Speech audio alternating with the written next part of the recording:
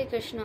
नमो विष्णुपादाय कृष्णप्रेष्ठाय भूतले श्रीमते भक्तिवेदांतस्वामी इति नामिने नमस्ते सरस्वती देवे गौरवाणी प्रचारिणे निर्विशेष शून्यवादी पाश्चात्यदेशतारिणे। जय श्री कृष्ण चैतन्य प्रभु नित्यानंद श्री अद्वैत गदाधर शिवासादि श्री गौर भक्तवृंद। हरे कृष्ण कृष्ण कृष्ण हरे हरे, हरे राम राम राम हरे हरे। ओम नमः भगवते वासुदेवाय, ओम नमः भगवते वासुदेवाय, ओम नमः भगवते वासुदेवाय। श्रीमद् भागवतम प्रथम स्कंद नवम अध्याय 16 नंबर श्लोक। न हस्य कहिचिद्राजन पुमान वेद विधिक्षितम् जद्विजिज्ञासया जुक्ता मोहन्ति कवय अपिहि। न माने नाही माने अवश्य, अश्य माने तार, कहिर्चित माने कोनो, राजन माने हे राजन, पुमान माने जे केओ, वेद माने जाने, विधिक्षितम माने परिकल्पना, जत माने जा, विजिज्ञासया माने विशद अनुसंधित्सा सहकारे, जुक्ता माने नियोजित, मुहंती माने विभ्रांत हन, कवय माने महान दार्शनिकगण, अपि माने एमन की, हि माने अवश्य। अनुवाद। हे राजन, परमेश्वरेर माने श्रीकृष्णेर परिकल्पना केउई जानते पारे ना, एमनकि दार्शनिकेराও विशद अनुसंधित्सा सहकारे नियोजित থেকেও কেবলই বিভ্রান্ত হন। তাৎপর্য, তার পূর্বকৃত পাপ কর্ম এবং তার ফলজনিত দুঃখ দুর্দশা ভোগ ইত্যাদি সম্বন্ধে মহারাজ যুধিষ্ঠিরের বিভ্রান্তি দ্বাদশ মহাজনের অন্যতম ভীষ্মদেব কর্তৃক অনুমোদিত হয়নি। বিশ্বদেব মহারাজ যুধিষ্ঠিরকে বোঝাতে চেয়েছিলেন যে অনাদিকাল ধরে কেউই, এমনকি শিব এবং ব্রহ্মার মতো দেবতারা ভগবানের প্রকৃত পরিকল্পনা নির্ণয় করতে পারেনি। সুতরাং আমাদের পক্ষে তা বোঝা কী করে সম্ভব, সে সম্বন্ধে অনুসন্ধান করা নিরর্থক। এমনকি গভীর দার্শনিক অনুসন্ধানের মাধ্যমেও ঋষিগণ ভগবানের পরিকল্পনা নিশ্চিতরূপে নির্ণীত করতে পারে না। তাই সর্বশ্রেষ্ঠ পন্থা হচ্ছে কোনো রকম যুক্তিতর্ক না করে কেবল ভগবানের নির্দেশ পালন করে যাওয়া। পাণ্ডবদের দুঃখ দুর্দশা কখনো তাদের পূর্বকৃত কর্মের জন্য হয়নি। ভগবানের পরিকল্পনা ছিল পৃথিবীর ধর্মের সংস্থাপন করা এবং তার ধর্মের জয় প্রতিষ্ঠা করার জন্য তার ভক্তদের সাময়িকভাবে দুঃখ কষ্ট ভোগ করতে হয়।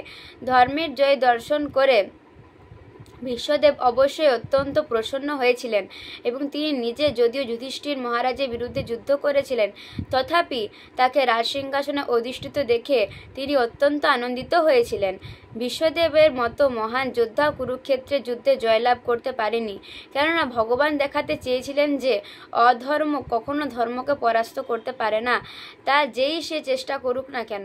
ভীষ্মদেব ছিলেন ভগবানের একজন মহান ভক্ত, কিন্তু ভগবানের ইচ্ছায় তিনি পাণ্ডবদের বিরুদ্ধে যুদ্ধ করেছিলেন, কেননা ভগবান দেখাতে চেয়েছিলেন যে ভীষ্মদেবের মতো যোদ্ধাও ভুল পক্ষ অবলম্বন করলে জয়লাভ করতে পারে না। শ্লোক নম্বর 17। তস্মাৎ ইদম দৈবতন্ত্রম বশ্য ভারত ঋষভ তস্য অনুবিহিত অনথা নাথো পাহি প্রজা প্রভো। তস্মাৎ মানে অতএব, ইদম মানে এই, দৈবতন্ত্র মানে দৈব কর্তৃক নিয়ন্ত্রিত, ব্যবস্য মানে নিশ্চিতভাবে, ভরত ঋষভ মানে হে ভরতকুল তিলক, তস্য মানে তার দ্বারা, অনুবিহিত মানে ইচ্ছা অনুসারে, অনথা মানে অসহায়, নাথ মানে হে প্রভু, পাহি মানে পালন করো, প্রজা মানে প্রজাদের, প্রভু মানে হে প্রভু। অনুবাদ। হে ভরত কুল তিলক মানে যুধিষ্ঠির, আমি তাই মনে করি যে এ সবে পরমেশ্বর ভগবানের সংকল্পের অন্তর্গত। পরমেশ্বর ভগবানের অবিচিন্ত সংকল্পকে স্বীকার করে নিয়ে তোমাকে তা অবশ্যই মেনে চলতে হবে। তুমি এখন সর্বোচ্চ প্রশাসনিক পদে অধিষ্ঠিত হয়েছ হে নাথ। এখন যারা অনাথ রয়েছে সেই সব প্রজাদের যত্ন এবার তোমাকে নিতে হবে। তাৎপর্য, একটি জনপ্রিয় প্রবাদে বলা হয় যে শাশুড়ি নিজের কন্যাকে শেখানোর মাধ্যমে পুত্রবধূকে শিক্ষা দেন, তেমনি ভগবান তার ভক্তকে শিক্ষা দেওয়ার মাধ্যমে সমগ্র জগৎকে শিক্ষা দিয়ে থাকেন। ভক্তকে ভগবানের কাছ থেকে নতুন করে কোনো কিছু শিখতে হয় না, কেননা ভগবান তার ঐকান্তিক ভক্তকে সর্বদাই হৃদয় থেকে শিক্ষা দিয়ে থাকেন। তাই যখনই ভক্তকে শিক্ষা দেওয়ার অভিনয় করা হয়, যেমন শ্রীমদ্ ভাগবত গীতা শিক্ষা দেওয়ার ব্যাপারে করা হয়েছিল, তা অল্প বুদ্ধি সম্পন্ন মানুষদের শিক্ষা দেওয়ার জন্যই করা হয়ে থাকে। তাই ভক্তের কর্তব্য হচ্ছে ভগবানের দেওয়া সমস্ত দুঃখ দুর্দশাকে আশীর্বাদ বলে মনে করে অকুষ্ট চিত্তে তা গ্রহণ করা। বিশ্বদেব পাণ্ডবদের উপদেশ দিয়েছিলেন যে তারা যেন নির্দ্বিধায় শাসনভার গ্রহণ করেন। কুরুক্ষেত্রে যুদ্ধের ফলে দিনহীন প্রজারা অরক্ষিত ছিল এবং তারা মহারাজ যুধিষ্ঠিরের রাজ্য গ্রহণের প্রতীক্ষা করছিল। ভগবানের শুদ্ধ ভক্ত সমস্ত দুঃখ দুর্দশাকে ভগবানের কৃপা বলে গ্রহণ করেন। যেহেতু পরমেশ্বর ভগবান হচ্ছেন পরম, তাই ভক্ত এবং ভগবানের মধ্যে কোনো রকম লৌকিক ভেদ নেই। শ্লোক নম্বর 18। এষব ভগবান সাক্ষাৎ আদো নারায়ণ পুমানা মহায়ান মায়ায় লোকম গুঢ়চরতি ঋষিষু। এষ মানে বই মানে নিশ্চিতভাবে, ভগবান মানে পরমেশ্বর ভগবান, সাক্ষাৎ মানে স্বয়ং, আদৌ মানে আদি, নারায়ণ মানে পরমেশ্বর ভগবান যিনি জলে শয়ন করেন, পুমান মানে পরম ভোক্তা পুরুষ, মোহয়ান মানে বিমুগ্ধকর, মায়ায়া মানে তার নিজের সৃষ্ট মায়াশক্তির দ্বারা, লোকম মানে বিশ্ব চরাচর, গুঢ় মানে হচ্ছে যার মহিমা অবগত হওয়া সম্ভব নয়, চরতি মানে বিচরণ করেন, বৃষ্ণিষু মানে ঋষিকুলে। অনুবাদ: এই শ্রীকৃষ্ণ সাক্ষাৎ অচিন্ত আদি পুরুষ। তিনি আদি নারায়ণ, পরম ভোক্তা, কিন্তু তিনি তার নিজের সৃষ্ট মায়াশক্তির প্রভাবে আমাদের মুগ্ধ করে ঋষিকুলেরই একজনের মতো হয়ে তাদের মাঝে বিচরণ করেছেন। তাৎপর্য: বৈদিক জ্ঞান অবরোহ পন্থায় আহরণ করা হয়। আচার্যদের কাছ থেকে গুরু শিষ্য পরম্পরা ধারায় বৈদিক জ্ঞান এক আদর্শ পন্থায় আহরণ করা হয়। এই জ্ঞান কখনোই কোনো মতবাদ নয়, যা মূর্খ মানুষেরা অনেক সময় ভ্রান্তিবশত মনে করে থাকে। পিতার পরিচয় মাতাই সবচাইতে ভালোভাবে দিতে পারে। এই প্রকার গুহ্য জ্ঞানের তিনিই প্রকৃত অধিকারিণী। অতএব যথাযথ সূত্রে যে জ্ঞান লাভ হয় তা মতবাদমূলক নয়। শ্রীমদ্ ভগবদ গীতার 4th অধ্যায়ে 2 নম্বর শ্লোকে সেই তত্ত্ব প্রতিপন্ন হয়েছে। জ্ঞান আহরণের আদর্শ পন্থা হচ্ছে গুরু পরম্পরা ধারায় তত্ত্বজ্ঞানী গুরুদেবের কাছ থেকে সে জ্ঞান লাভ করা। সেই পদ্ধতি বিশ্বের সর্বত্র স্বীকৃত হয়েছে। কেবল মূর্খ তার্কিকেরাই তার বিরুদ্ধে বলে। দৃষ্টান্তস্বরূপ বলা যায় যে আধুনিক অন্তরিক্ষ যান আকাশে উঠতে পারে, এবং বৈজ্ঞানিকেরা যখন বলে যে তারা চাঁদের অপর পৃষ্ঠে ভ্রমণ করেছে, তখন মানুষেরা তাদের সেই কাহিনী অন্ধের মতো বিশ্বাস করে, কেননা তারা আধুনিক বৈজ্ঞানিকদের এই বিষয়ে অধিকারী বলে স্বীকার করেছে।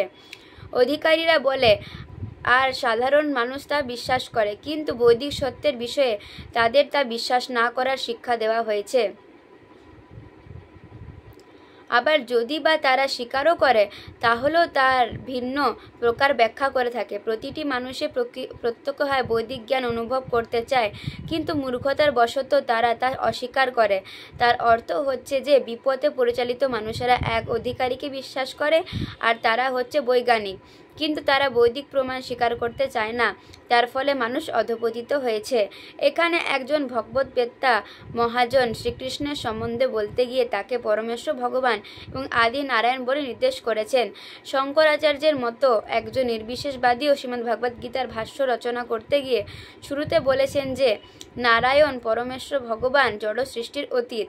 নারায়ণ পরহবেদাদ अंतं भक्त संभवम् अंतशन्तस्तिमे लोका सप्तदीपा च मेदिनी।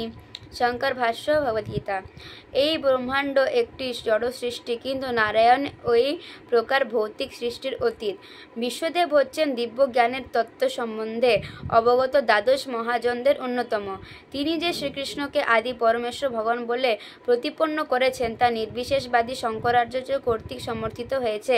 অন্য সমস্ত আচার্যেরাও এই উক্তি সমর্থন করেছেন, এবং তার ফলে ভগবান শ্রীকৃষ্ণকে আদি পুরুষ পরমেশ্বর ভগবান বলে স্বীকার না করার কোনো অবকাশ নেই। বিশ্বদেব বলেছেন যে তিনি হচ্ছেন আদি নারায়ণ, যে কথা ব্রহ্মাজিও শ্রীমদ্ ভাগবতে 10ম স্কন্ধে 14 নম্বর অধ্যায় 14 নম্বর শ্লোকে প্রতিপন্ন করেছেন। শ্রীকৃষ্ণ হচ্ছেন আদি নারায়ণ।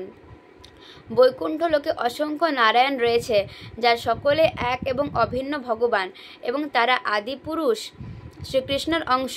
শ্রীকৃষ্ণের প্রথম বিস্তার হচ্ছে বলদেব, এবং বলদেব থেকে শঙ্কর্ষ, প্রদ্যুম্ন, অনিরুদ্ধ, বাসুদেব, তার থেকে নারায়ণ, তার পুরুষ, রাম, নৃসিংহ আদি বহু রূপ প্রকাশিত হয়।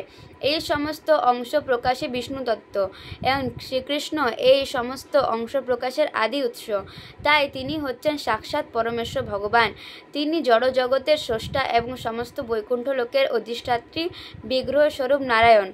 তাই মনুষ্য সমাজে তার লীলা মোহজনক। তাই শ্রীমদ্ ভগবদ্গীতায় ভগবান বলেছেন যে মূর্খ মানুষেরা তার পরম ভাব না জেনে তাকে একজন সাধারণ মানুষ বলে মনে করে। শ্রীকৃষ্ণ সম্বন্ধে মোহের কারণ হচ্ছে তার ততষ্ঠা নামক তৃতীয় শক্তির উপর অন্তরঙ্গা এবং বহিরঙ্গা এই দুই শক্তির ক্রিয়া।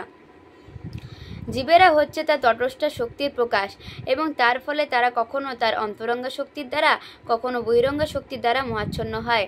তার অন্তরঙ্গা শক্তিজনিত মোহের ফলে শ্রীকৃষ্ণ নিজের অসংখ্য নারায়ণ রূপে প্রকাশ করে চিৎজগতে জীবের অপ্রাকৃত প্রেমময় সেবা স্বীকার করেন এবং ভাব বিনিময় করেন। আর তার বহিরঙ্গা শক্তি বিস্তারের মাধ্যমে তিনি তার সঙ্গে বিভিন্ন যোনি সম্ভূত জীবেদের হারিয়ে যাওয়া সম্পর্কের পুনঃপ্রতিষ্ঠা করার জন্য মনুষ্য, পশু এবং দেবতাদের মধ্যে অবতরণ করেন। বিশ্বদেবের মতো মহাজনেরা কিন্তু ভগবানের কৃপায় তার এই মোহময় প্রভাব থেকে নিষ্কৃতি পান। শ্লোক নম্বর 19। अश अनुभावं भगवान वेद गुज्जं तमं शिव देवऋषि नारद साक्षात भगवान कपिल नृप। अश्व माने तार, अनुभाव माने महिमा जाराजी, भगवान माने परम शक्तिमान, वेद माने जानेन, गुज्जतम माने होच्छे अति निगूढ़, शिव माने शिव, देव ऋषि माने होच्छे देवतादेर मध्य जिनि ऋषि, नारद माने नारद, साक्षात माने स्वयं भगवान माने परम पुरुष भगवान, कपिल माने कपिल, नृप माने हे राजन। अनुवाद। हे राजन, शिव, देवर्षि नारद एवं भगवत अवतार कपिलदेव आदि सकले साक्षात संस्पर्शेर माध्यमे तार अति निगूढ़ महिमा राजी सम्बन्धे अवगत। तात्पर्य, भगवानेर शुद्ध भक्तरा सकलेई हच्छेन भाव, अर्थात যারা বিভিন্ন প্রকার দিব্য প্রেমময় সেবার মাধ্যমে ভগবানের মহিমা সম্বন্ধে অবগত। ভগবানের যেমন অসংখ্য অংশ বিস্তার রয়েছে, তেমনি তার অসংখ্য শুদ্ধ ভক্ত রয়েছে যারা বিভিন্ন রসে তার সেবায় যুক্ত। ভগবানের 12 জন মহাভক্ত রয়েছে, এবং তারা হলেন ব্রহ্মা, নারদ, শিব, কুমার, কপিল, মনু, প্রহ্লাদ, ভীষ্ম, জনক, সুখদেব গোস্বামী, বলি মহারাজ এবং যমরাজ। বিশ্বদেব যদিও তাদের মধ্যে অন্যতম, কিন্তু তিনি 12 জনের মধ্যে এখানে কেবল 3টি মুখ্য নামের উল্লেখ করেছেন যারা ভগবানের মহিমা সম্বন্ধে অবগত। আধুনিক যুগের মহান আচার্যদের অন্যতম ছিল বিশ্বনাথ চক্রবর্তী ঠাকুর অনুভাবের বিশ্লেষণ করে বলেছেন যে ভগবানের মহিমা সর্বপ্রথম আনন্দ বিভোর ভক্ত অনুভব করেন, যা শ্বেত, কম্প, অশ্রু, পুলক আদি লক্ষণের মাধ্যমে প্রকাশিত হয়। ভগবানের মহিমা অবিচলিতভাবে উপলব্ধি করার মাধ্যমে সে অনুভব ক্রমশ বর্ধিত হয়। ভাবের এই বিনিময় যশোদা এবং ভগবানের মধ্যে হয়েছিল রজ্জুর দ্বারা ভগবানকে বন্ধন করা লীলায়, ভগবানের সঙ্গে অর্জুনের সারথ্য লীলায়। ভগবানের এই মহিমা প্রদর্শিত হয় তার ভক্তের অধীন হওয়ার মাধ্যমে, এবং সেটিও ভগবানের মহিমার আরেকটি বৈশিষ্ট্য। সুখদেব গোস্বামী এবং কুমারগণ দিব্য পদে স্থিত হওয়া সত্ত্বেও আর এক প্রকার ভাবের প্রভাবে পরিবর্তিত হয়ে ভগবানের শুদ্ধ ভক্ত পরিণত হয়েছিলেন। ভগবান যখন তার ভক্তদের বিপদে ফেলেন, সেই সময় ভক্ত এবং ভগবানের মধ্যে দিব্য ভাবের বিনিময় হয়। ভগবান বলেন, আমি আমার ভক্তকে বিপদে ফেলি যাতে সে আমার সঙ্গে দিব্য ভাবের প্রভাবে আরও শুদ্ধ হয়। ভক্তকে জড়জাগতিক দুঃখ দুর্দশায় ফেলার ফলে ভগবানকে মোহময় জড়জাগতিক সম্বন্ধ থেকে তাকে উদ্ধার করতে হয়। জড় সম্পর্ক গড়ে ওঠে প্রধানত জড় বিষয়ের উপর নির্ভরশীল জড় আনন্দকে কেন্দ্র করে। তাই ভগবান যখন যখন জড় বিষয়গুলি প্রত্যাহার করে নেন তখন ভক্ত সর্বতভাবে তার প্রেমময় সেবার প্রতি আকৃষ্ট হন। এইভাবে ভগবান পতিত জীবকে জড় অস্তিত্বের কলুষ থেকে জোরপূর্বক উদ্ধার করেন। ভগবান কর্তৃক প্রদত্ত ভক্তের দুঃখ পাপময় কার্যকলাপ জনিত দুঃখ দুর্দশা থেকে ভিন্ন। ভগবানের এই সমস্ত মহিমা সম্বন্ধে ব্রহ্মা, শিব, নারদ, কপিল, কুমার এবং ভীষ্ম আদি উল্লেখিত মহাজনেরা অবগত ছিলেন এবং তাদের করুণার প্রভাবেই তা আয়ত্ত করা যায়। শ্লোক নম্বর 20। য মনস্যে মাতুলে প্রিয়ম মিত্রম সুহৃত্তমম অকোর সচিবম দূতম সোহদাত অথ সারথিম। যম মানে যিনি, মনস্যে মানে মনে করে, মাতুলয়ম মানে মাতুল পুত্র, প্রিয়ম মানে অতি প্রিয়, মিত্রম মানে সখা, সুহিততমম মানে অতি শুভাকাঙ্ক্ষী, অকরো মানে সম্পাদন করেছেন, সচিবম মানে মন্ত্রণাদাতা, দূতম মানে বার্তাবাহক, সোহদাত মানে শুভেচ্ছার প্রভাবে, অথ মানে তার ফলে, সারথি মানে রথ চালক। অনুবাদ: হে রাজন, নিতান্তই মোহের বশে যাকে তোমরা তোমাদের মাতুল পুত্র, অতি ঘনিষ্ঠ বন্ধু, শুভাকাঙ্ক্ষী, মন্ত্রণাদাতা, দূত, হিতকারী, সারথি ইত্যাদি বলে মনে করেছ, তিনিই হচ্ছেন সে পরম পুরুষ ভগবান শ্রীকৃষ্ণ। তাৎপর্য: ভগবান শ্রীকৃষ্ণ যদিও পাণ্ডবদের মাতুল পুত্র, ভ্রাতা, সখা, শুভাকাঙ্ক্ষী, মন্ত্রণাদাতা, দূত, হিতকারী রূপে লীলাবিলাস করেছিলেন, তবুও তিনি ছিলেন স্বয়ং পরমেশ্বর ভগবান। তার অহৈতুক কৃপার প্রভাবে এবং তার অন্যান্য ভক্তদের প্রতি অনুগ্রহ প্রদর্শন করে তিনি বিভিন্ন প্রকার সেবা সম্পাদন করে থাকেন, কিন্তু তার অর্থ এই নয় যে তিনি পরম পুরুষ রূপে তার পরম পদে পরিবর্তন করেছেন। তাকে সাধারণ মানুষ বলে চিন্তা করা হচ্ছে অজ্ঞানতার স্থূলতম প্রকাশ। শ্লোক নম্বর 21। সর্বাত্মন সমরিদ্রিত হি অদ্বয়স্য অনহস্কৃতে তৎকৃতম মতি বৈষম্যম নিরবাদশনা কশ্চিৎ। সর্বাত্মন মানে যিনি সকলের হৃদয় বিরাজমান, সমাদৃশ্য মানে যিনি সকলের প্রতি সমভাবে কৃপালু, হি মানে অবশ্যই, অদ্বয়স্য মানে অদ্বয় তত্ত্বের, অনহকৃতে মানে যিনি জড় অভিমান শূন্য, তৎকৃতম মানে তিনি যা কিছু করেন, মতি মানে চেতনা, বৈষম্য মানে ভেদ বুদ্ধি, নিরবদ্ধস্য মানে সর্বপ্রকার আসক্তি রহিত, ন মানে না, কশ্চিৎ মানে কখনো। অনুবাদ: অদ্বৈ তত্ত্ব পরমেশ্বর ভগবান হওয়ার জন্য তিনি প্রত্যেকের হৃদয়ে বিরাজমান। তিনি সকলের প্রতি সমভাবে করুণাশীল, ভেদ বুদ্ধিজনিত, অভিমান শূন্য এবং সকল প্রকার আসক্তি রহিত। তাই তিনি যা করেন তা সবই জড় বিকার শূন্য। তিনি সমভাবাপন্ন পুরুষ। তাৎপর্য: তিনি যেহেতু পরম তত্ত্ব, তাই কোনো কিছুই তার থেকে স্বতন্ত্র নন। তিনি কৈবল, তিনি ব্যতীত কোনো কিছুই অস্তিত্ব নেই। সব কিছু এবং সকলেই তার শক্তির প্রকাশ এবং এইভাবে তিনি এই সমস্ত কিছু থেকে অভিন্নভাবে তার শক্তির মাধ্যমে সর্বত্র বিরাজমান। সূর্যকে জানা যায় তার প্রতিটি রশ্মি এবং রশ্মির কণাসমূহের মাধ্যমে, সেই রকম ভগবানও তার বিভিন্ন শক্তির মাধ্যমে পরিব্যাপ্ত হয়ে থাকেন। তিনি পরমাত্মা, পরম অভিভাবক রূপে সকলের মধ্যেই বর্তমান। তাই তিনি প্রতিটি জীবেরই সারথি এবং মন্ত্রণাদাতা। তাই তিনি অর্জুনের সারথি রূপে নিজেকে প্রকাশ করলেও তার পরম পদের কোনো পরিবর্তন হয় না। কেবল ভক্তিযোগের ফলেই তিনি সারথি বা দূতরূপে প্রকাশিত হন। যেহেতু তিনি পরমাত্মা এবং তার জড়জাগতিক জীবনে করার কিছুই নেই, তাই তার ক্ষেত্রে উৎকৃষ্ট বা নিকৃষ্ট কার্য বলেও কিছু নেই। পরম পুরুষ হওয়ার ফলে তিনি সর্বপ্রকার মিথ্যা অভিমান থেকে মুক্ত এবং নিজেকে কোনো কিছু থেকে ভিন্ন বলে মনে করেন না। এই ধরনের মিথ্যা অভিমান না থাকার জন্য তিনি সমভাবাপন্ন। তাই তিনি তার শুদ্ধ ভক্তের সারথি হওয়ার জন্য নিজেকে নিকৃষ্ট বা হেয় বলে মনে করেন না। করুণাময় ভগবানের কাছ থেকে যে এই ধরনের সেবা লাভ করেন সেটি শুদ্ধ ভক্তেরই মহিমা। শ্লোক নম্বর 22। তথাপি একান্ত ভক্তেষু পশ্য ভূপ অনুকম্পিতম যত মে অশুনত জ্ঞাত সাক্ষাৎ কৃষ্ণ দর্শন আগত। তথাপি মানে তবুও, একান্ত মানে ঐকান্তিক, ভক্তেষু মানে ভক্তদের প্রতি, পশ্য মানে দেখো, ভূপ মানে হে রাজন, অনুকম্পিতম মানে কত সহানুভূতি সম্পন্ন, যত মানে যার জন্য, মে মানে আমার, অশুন মানে জীবন, ত্যজ্যত মানে ত্যাগের সময়ে, সাক্ষাৎ মানে স্বয়ং, কৃষ্ণ মানে পরমেশ্বর ভগবান, দর্শনা মানে আমার গোচরীভূত, আগত মানে দয়া করে এসছে। অনুবাদ: সকলের প্রতি সমদর্শী হওয়া সত্ত্বেও তিনি আমার জীবনের অন্তিম সময় কৃপা করে আমাকে দর্শন দিতে এসছেন, কারণ আমি তার ঐকান্তিক সেবক। তাৎপর্য: পরম তত্ত্ব পরমেশ্বর ভগবান শ্রীকৃষ্ণ সকলের প্রতি সমদর্শী হওয়া সত্ত্বেও তার যে ঐকান্তিক ভক্ত সম্পূর্ণভাবে তার শরণাগত হয়েছেন এবং যিনি অন্য কাউকে তার রক্ষাকর্তা এবং প্রভু বলে জানেন না, তার প্রতি অধিক অনুরক্ত। পরমেশ্বর ভগবানকে পালক, সখা এবং প্রভুরূপে স্বীকার করে তার প্রতি অবিচলিত শ্রদ্ধাপরায়ণ হওয়া শাশ্বত জীবনের স্বাভাবিক অবস্থা। সর্বশক্তিমান ভগবানের ইচ্ছাক্রমে জীবকে এভাবে সৃষ্টি করা হয়েছে যে সে যখন সম্পূর্ণভাবে তার আশ্রিত হয় তখনই সে সবচাইতে সুখী হয়। তার বিপরীত অবস্থাতে জীবের অধঃপতনের কারণ।